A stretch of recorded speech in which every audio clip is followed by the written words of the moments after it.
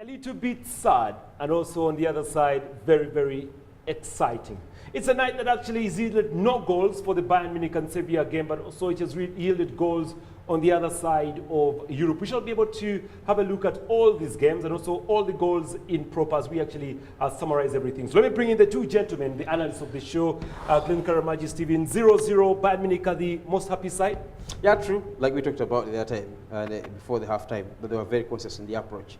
I thought probably Sevilla will come in the second half and open up the game and make it easier for the game to flow, but Bayern did dictate the pace, and after dictating the pace, it was quite easy for them to go on and make it count. And this is the best way for Bayern. Even the substitutes for Japan were very clear here.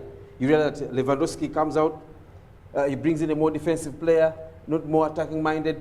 Rafinha comes out, he brings in Olch, cover all the spaces. But before we actually go to the draw, let's quickly wrap up this game. Then we actually go down and look at the other game, because there was a big controversy whether it was a penalty or no penalty, how sad a team like Juventus had to be knocked out of the competition. Now, what does this mean for Bayern Munich? Will they be playing the same kind of system in their next semi-final clash, or it's a different kind of situation? No, probably it's the same system. Why? Not the same system, but probably change according to your opponent. Yeah. If you have a free attacking side, you sit deep and wait. If you're losing the first game, you know how to open up in the second game. It will be a different approach altogether. But in the semi-final, when you have a Real Madrid, you've got to have your A game. I love the fact that Japan kids did put the best of his players, that is, on the pitch to make this count. And I think, yes, indeed, he did that with the experience he has, with what he has seen, or what he saw yesterday, Roma beating back, and how you know, if he was overturning everything, he was very clear in this. Deploy your experienced players. They know what this is. Semi-finals, they have played it before. The best thing is keep it tight. Yeah. I think the semi-finals will be the opponent that will be taking on, and how the first and the second result will be. There's more wanting for either. Can we say, John Barnes said that Champions League football has totally changed to the extent that if you win 4-1, 3-0, you're not yet through? And it's good for football. One, I'm not believing in Sergio Ramos playing himself into a yellow card, but no player will ever do it in the world.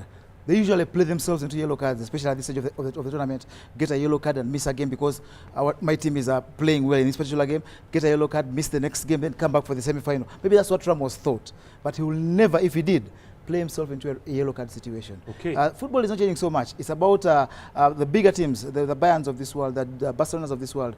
There are many players that have stayed for long. I think they have stayed for long. They will recycle, and maybe 2 seasons from now, it will be business as usual. Bayern, Barcelona, Real Madrid. We shall go back to that. Okay. Well, let's actually cross over to the other game that was also played today. That is one of the best games of the night. Real Madrid at home against Juventus Football Club. Juventus winning this game 3-1, but on aggregate, they are knocked out of the competition. Glenn Karamaji. Yeah, true. It quite looked like it was done in the first leg in Italy. Yes. Yes. 3-0, no one expected, Juve to come at, at Bernabeu and do much better. But trust me, in the first half, 1-0 second half, as well as 2-0 first half, yeah. And scoring a third goal, I think you look at the body language of all the Madrid. Buffon got a red card because I think he tried to pinch the referee. He was trying to pinch Oliver, trying to shout at him, and I think, like any human being, he has a decision to make, and he gave him a straight red card. That was not what was uncalling for Buffon with that experience. Would have given a chance to see if he can save the penalty. But I think with the way Benatia fouled Vasquez, when he had 160 degrees of really protecting the ball, he had the time to face Buffon, and it was a tackle from behind, and probably had the contact. Yeah, we shall be seeing that. Vasquez. We shall be seeing that. That contact. Is the penalty. We shall be seeing that contact. Absolutely, it's a very, penalty. very quickly. Let's have a look at that controversial incident in the match, whether it was a penalty or not a penalty. The rules have totally changed in football these days. Yep. No punishing twice. If it's a penalty, you can't give a red card. The rules have changed. A goal scoring opportunity inside the box, surely that's a penalty. So the man from England, the referee from England. Yeah, Michael Oliver. He had a good game. He had a very, very good game. I mean, Juventus will feel hard done by the decision, but sure, this is football. You commit a foul in that area, especially the manner of the game, the way the game was building into. You expect the referee to point to the spot. And depending on where the referee was most of the times, you can see that very, very clumsy. We get a chance to get the replays on TV. Yeah, so you can think it was a little soft, but that man, real life, real time, am I on 90 kilometers per hour? Those guys are running almost throughout the game. So, I mean, Michael Oliver, great game. Juventus, Great game. bye-bye. Great game for us tonight. We shall be getting up. That is a feel on that one. The pictures are still coming out, but a few messages that actually came through from a social media page on UBC. Dismay Marui said Bayern Munich was winning 5-0, sorry.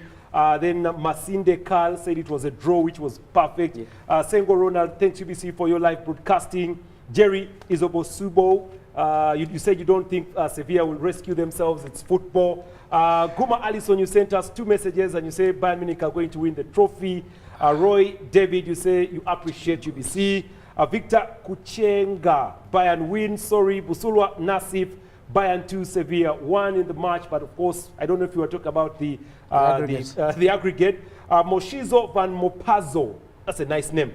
What Moshizo Van Mopazo. But is it his name? I don't know. Bayern Munich must win the match, and of course, that is Sekachua Pasco Iwobi.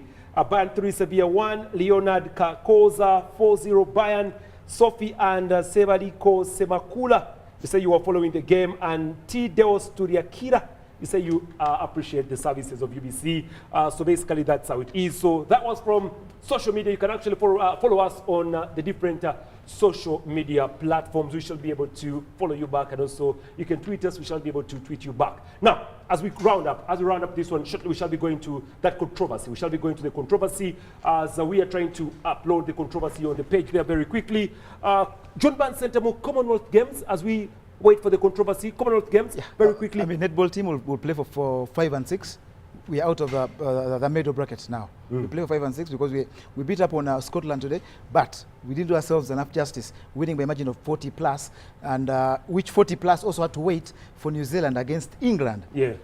England does that so much pride, beats up on New Zealand, but we can't beat up on our opponent with a margin that would qualify us to the semi-finals. So we're into 5th and 6th. So that is basically, okay for us. Mathematically, we got out mathematically. Yeah, absolutely. Level on points, but goal difference was the issue for us. Boxing still in with a chance. Young Juma Miro in the 46 to 49 kilograms plays at 6:17 this morning. AM. 6:17, about so 6-7 hours. Midnight. It's midnight sharp today. So he plays 6:17.